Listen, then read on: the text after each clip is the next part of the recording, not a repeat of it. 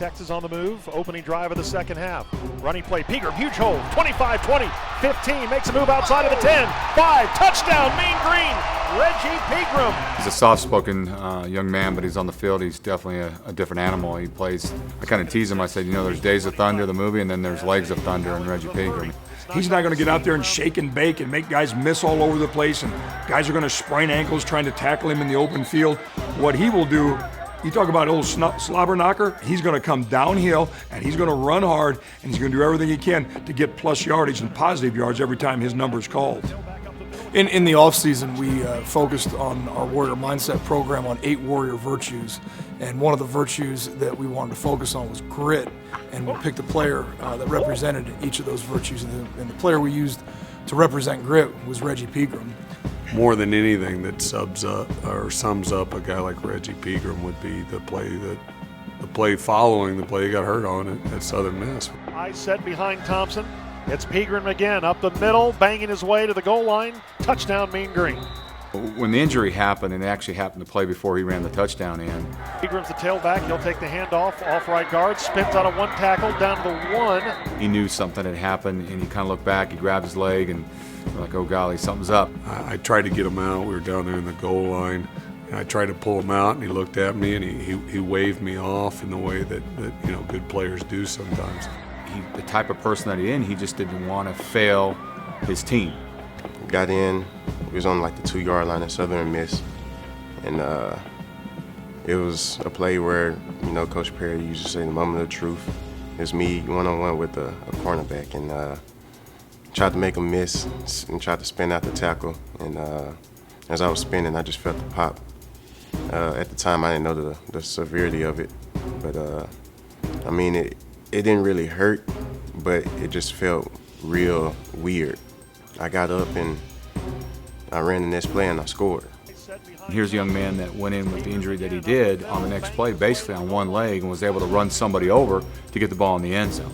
I think it speaks volumes about the young man that we have in this program in Reggie Pegram. I've never experienced that before in my life. But coming off the field, we got him over into the exam table and we started looking at him. We knew that there was something going on. Reggie Pegram tore his ACL and his left knee, and he also disrupted his MCL, which is the inside ligament of the knee. He had some cartilage damage, and then he had an osteochondral defect. It's almost kind of like a bone-on-bone type of injury that causes a lot of pain, a lot of inflammation, and can be problems down the road. So this is a very significant injury that Reggie had to deal with. I was heartbroken. It broke me down. I cried. It was just, you know, some news that you never want to hear. You know, you do something that you love each day, every day, and they tell you that you can't do it anymore, or, you know, it's taken away from you. And then with the possibility that he may never play again, and yet he wouldn't let that stop him. He's so driven, and he cares so much about not letting anybody down, himself, his family, this team, that he wasn't going to be denied. My mindset was just get back as fast as I can and just see what I can do from there. So we knew that we had the stallion in the stable to work with, so to speak. We've got a motivated individual that was determined to get back to play football, and that's exactly what he did. That's the part that everybody gets to see. The part that everybody doesn't get to see is the 10 months of rehabilitation that have gone on since that time. While the players are all gone on vacation, Reggie's here every single day, working with our athletic training staff, working with our physical therapy staff, working with our team physicians, working with the football performance staff, getting that knee better. And it's not just the knee, it's the muscles that articulate the knee in order to get him in a position where not only can he play and be healthy, but play at a high level better than he was the year before. I just worked hard. It was just, I put in so much work. Sometimes I worked out twice a day. I just knew that, you know, if I wanted to come back, I had to put in, you know, more work than everybody else. So we were really anxious to see how Reggie Pegram looked in fall camp. He came out of the gate, unbelievable. He was strong, he was fast, he looked like he never lost a step. I don't think there's a more important player just as a representation. You know, we talked about grit earlier. a guy who represents the physical and mental fortitude that Coach McCarney is looking for a player in this team. Reggie embodies all those things. I mean, which guy was here all through April, all through May, staying extra June and July, after practice every day, in August during camp, doing the extra little things to make sure that knee is right, to put himself in a position to start first game of the season. What more could you possibly ask for as a coach from a player? And we often talk about that as an offense. Don't be denied in certain areas of the field. Don't be denied in certain games or whatnot. You know, you're going with that mindset. But I think Reggie took that approach in his rehab, that he was not going to be denied. They were not going to tell him he could never play again. And with that mindset, man, unbelievable things are available, are a possibility. And Reggie took those possibilities, and he took it to fruition, and now he's sitting in a position where he's a starting running back, and we're happy to have him back. It's a pretty neat story from where he's been to where he's gone and where he's going. He's going to be our starting running back on national television on Saturday night. It feels good to be back and to be able to play week 1.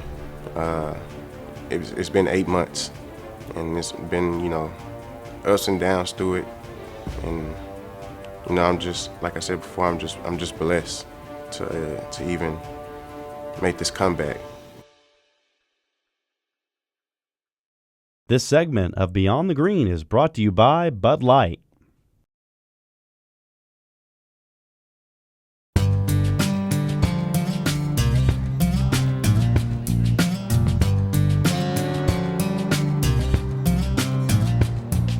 In-state rivalries and games like that, we always try to put on a big shindig for our fans and get them out and get them pumped up in this area. We have so many alums in the Austin area. So tonight we're at the Silo, which is owned by North Texas grads, which is always great when we can support our own. But we've probably got 200 or 300 folks out tonight and more that will come. And it's really just kind of getting people fired up about going to the game tomorrow.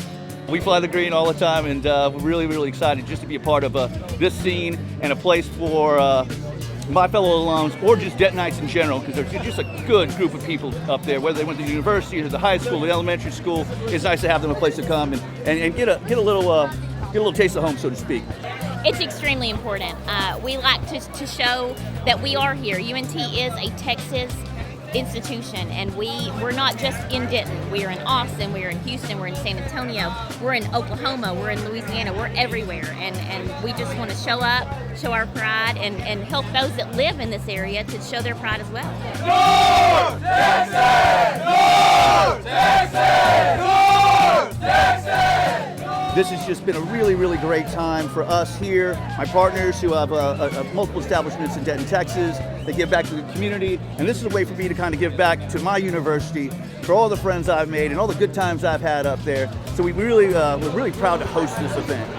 It's really important that you have a number of functions when people are coming into town. I mean, it's just, if you just have a football game, people kind of got to fend for themselves. But we always try to do something like, you know, the party tonight. There's a luncheon tomorrow. We'll play the game tomorrow night. When we go to San Antonio, there'll be some stuff on the Riverwalk. We'll do some other things. We're going to try to start a traveling Mean Green Club so that people that travel on a regular basis can be involved, and they'll get special mailings, and we hope to grow that. I mean, you know, one of the things, if you're going to play in the big time, you need to take fans with you. One of the things people want to know is if you go to a game and we bring you to not only a regular game but to a bowl game, how many people are you going to travel? And so when you surround the game with other things where people can come and enjoy more than just a football game, it's really, really important.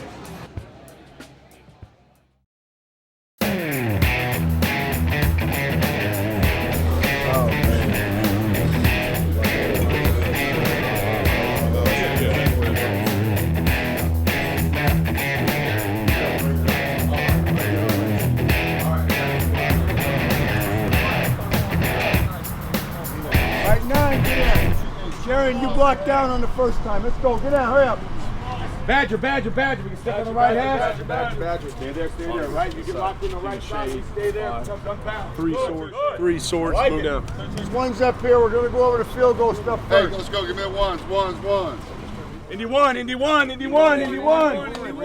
Reload. Attack. Hey, Indy one. Over here. All right, make sure we get substitution. We're all lined in. If I go block middle, AJ's ass got to be ready. All right? We good? Good, coach. Round it. Fit it. Good. 21 Willie. I get the base defense in here. Give me two guys. I need a wide out over there.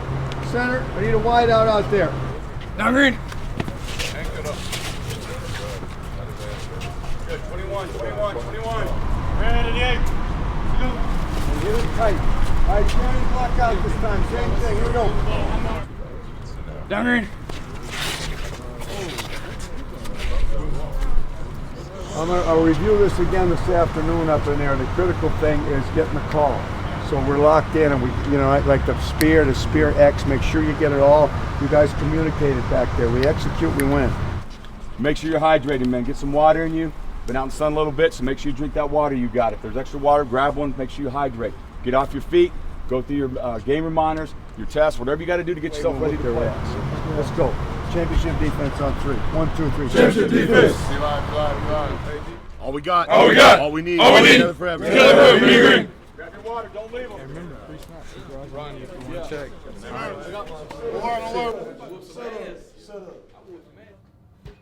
We got some downtime before we got to go down for some more walkthroughs and meetings.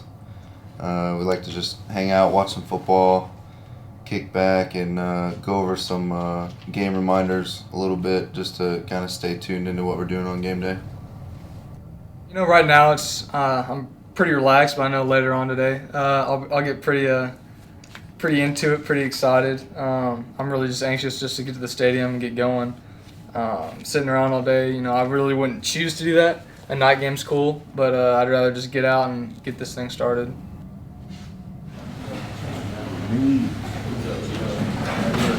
If the willy was in where the mic is, and you're rocking back to B, and somebody comes up on you, you fill underneath. All right, so that's whatever. I think most of you guys had a clue on fitting that wham up.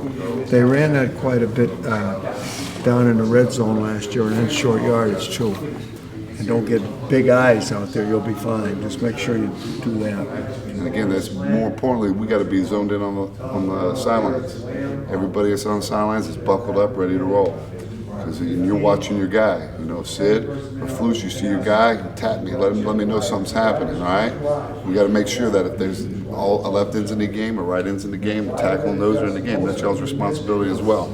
Anticipate it. And you guys know the routes they running. Out of 20 personnel to sprint out, pure flat. Hey guys, we can be all over that. You see what I'm saying? So we know we prepare for what they do. They come out and show us something different. Hey, we'll adjust. That's why they call the coaches. We get on the phones, we'll make an adjustment and all that, and go from there. All right? Before the game starts, think about somebody you can play for. Like you tell you might want to play for mom. I'm gonna play for my mom. Everybody in this group, think about somebody you can play for. So when you think you down, it'll help you pick right back up and get back right back on top. I believe in all y'all. Every last one of y'all. BA, you get in the game. K-Mac, you get in the game. Dash, you get in the game. I believe in all y'all. Believe in yourself, man. Hey, anchors on 3. 1, 2, 3. Anchors. This segment of Beyond the Green is brought to you by Eastside Denton, Texas.